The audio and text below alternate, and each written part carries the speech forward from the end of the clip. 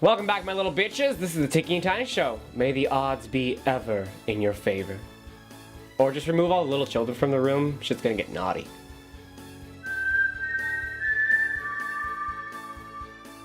So just recently, Tiki and I went to the premiere of The Hunger Games: Catching Fire.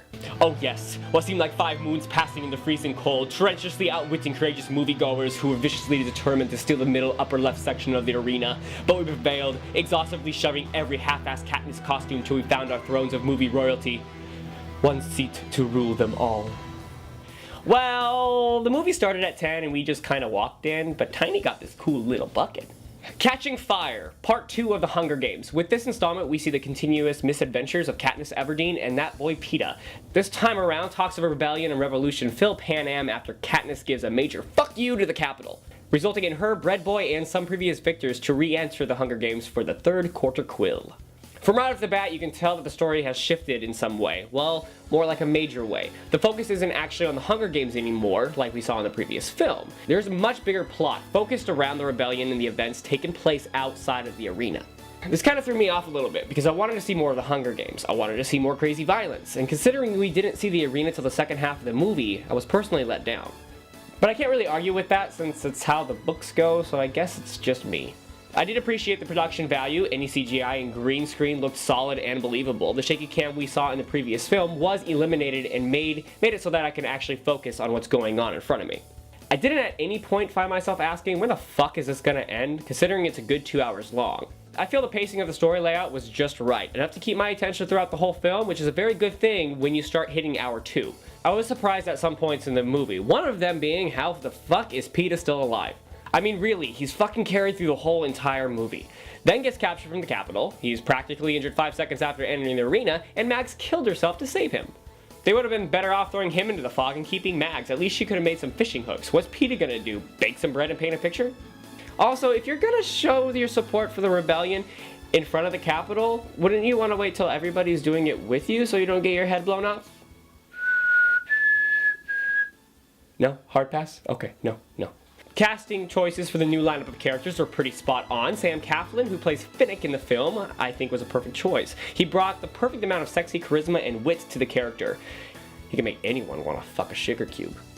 As well as Jenna Malone, who played Johanna. I went into the movie thinking Johanna was going to be a major bitch.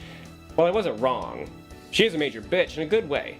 After winning her Hunger Games, the Capitol killed her family and now she's selected to go back into the game. So she's really got nothing to lose, so why not tell the Capitol to royally go fuck themselves on live TV?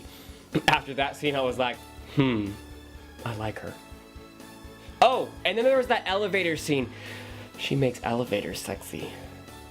Lastly, I want to touch on some of the differences between the book and the movie. There's a part in the book when Katniss first meets Heavensbee. At that moment, Heavensbee shows Katniss his watch, which has a hologram of a Mockingjay. Now stop. You get 2 things out of this.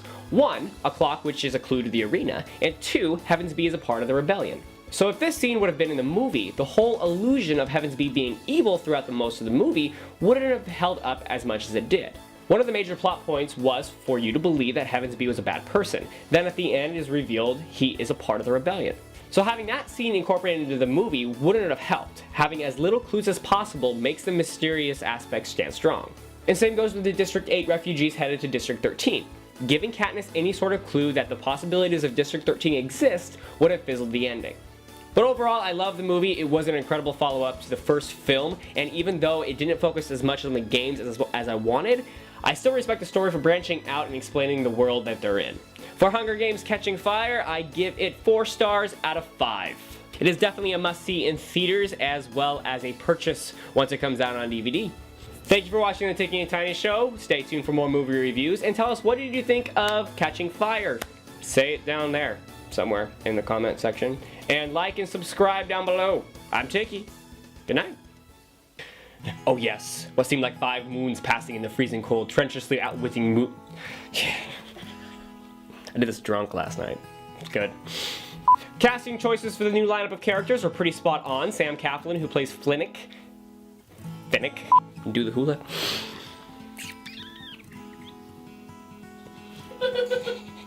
Do it one more time and try to put a little bit more sass in fucking sugar cube. Casting choices for the new character lineup were pretty spot on. Sam Claflin, who plays Finnick in the film. Excited that I got that.